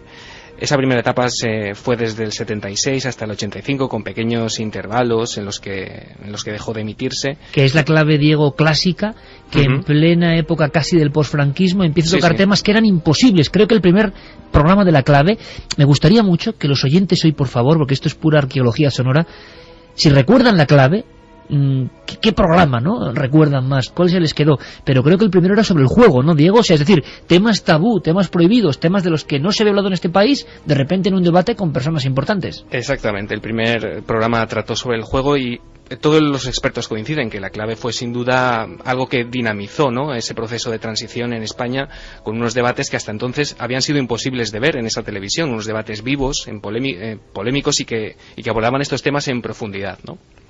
Vamos a hacer una cosa.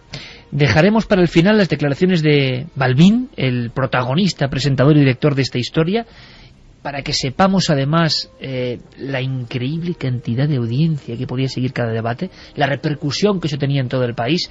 Y ahora, si te parece, Diego, escuchamos a un personaje que, por cierto, nos dejó no hace mucho y que es el gran experto en interpretar al gran profeta Nostradamus. También estuvo en La Clave y además en un momento clave, nunca mejor dicho, la caída del muro de Berlín y el cambio del mundo. Sí, hablamos de Jean-Charles de Von Brunn, que como dices nos dejó falleció el 14 de diciembre.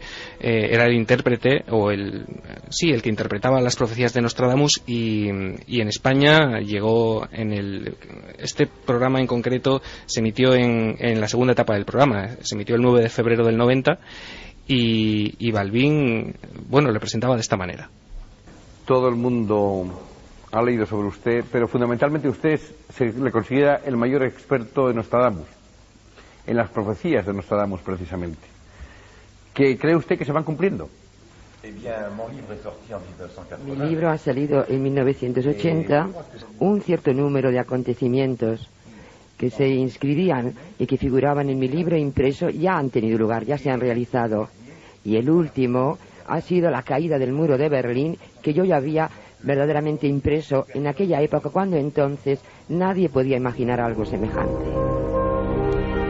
Bueno, Von Brunn haciendo, digamos, de las suyas en el buen sentido, diciendo, oye, se ha caído el muro y esto ya lo había dicho Nostradamus. Y además haciendo algo que hoy, por desgracia, y lo subrayo, por desgracia en la televisión no es nada común, y es tener invitados extranjeros con una traducción simultánea que no solamente enriquecía la perspectiva internacional de los espectadores en aquella época, sino que además, en fin, aportaba mucha riqueza a los debates de los que, en fin, el propio Balbín presumía, porque es evidente que en ese espacio él no se cortaba nunca a la hora de traer invitados de cualquier idioma, de cualquier procedencia.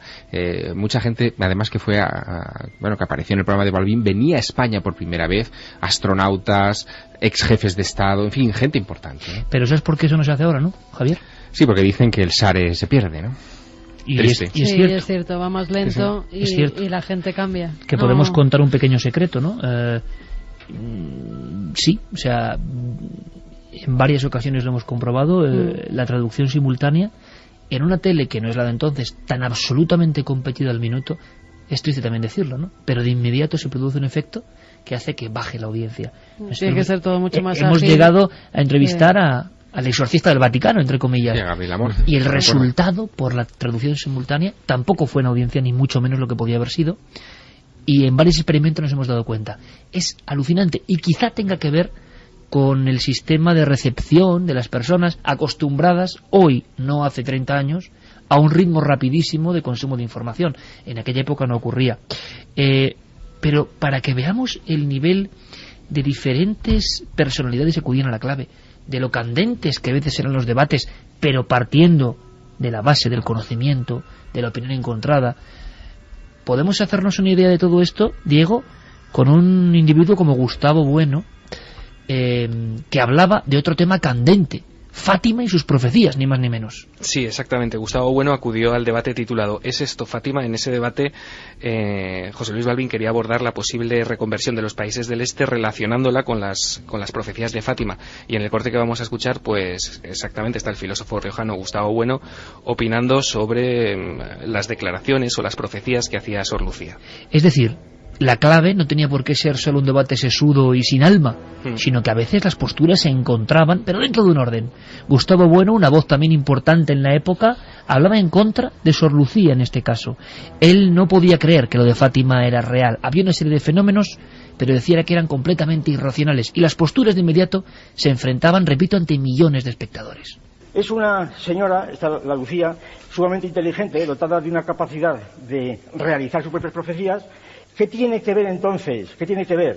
Yo creo que es un grado peligrosísimo que en una situación pública como esta se esté siquiera planteando la posibilidad, o poniéndola al mismo nivel, la posibilidad de que los acontecimientos del este tengan que ver con la profecía de Fátima. Creo que es simplemente el tipo de esta conexión, es tal delirio desde el punto de vista que a mí me parece muy bien que ustedes lo crean en ello, que creáis en ello, pero que no tengan la insolencia de llamar esto racional o simplemente razonable. Esto es absolutamente disparatado, es un puro delirio. 2:58, un ejemplo de que a veces los frentes estaban ahí. Hubo muchos programas de misterio, ¿verdad? Ahora seguiremos, Diego, pero hubo muchos programas con el tema del misterio. ¿Qué tipo de temas llegaron hasta la cúspide de la clave, por ejemplo? Bueno, exactamente, era un programa en principio de debate en el que se abordaban política, sociedad, pero sorprendentemente tuvo cabida un montón de estos programas. Se abordó brujería, se abordó la historia oculta de Jesús, se abordó la vida extraterrestre, la visita de platillos volantes. Todo eso lo vamos a ver en la tercera hora. Y con personajes absolutamente esenciales, en esos sillones clásicos, con un presentador clásico, con ese humo de pipa. Balbín, ¿tú veías la clave, Santi? Mira, yo la clave, gracias a la clave vi por primera vez Ultimátum a la Tierra, vi por primera vez Fahrenheit 451, vi por primera vez el bebé de Rosemary, la semilla del diablo. Por cierto, no me resisto a dar envidia a los oyentes, el colgante que llevaba Mia Farrow hace muy pocos días lo tuve en mis manos, ese mismo.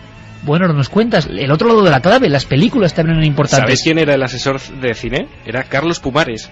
El que decía qué película encajaba con el debate. Vaya dato. Continuamos a la vuelta después de las noticias.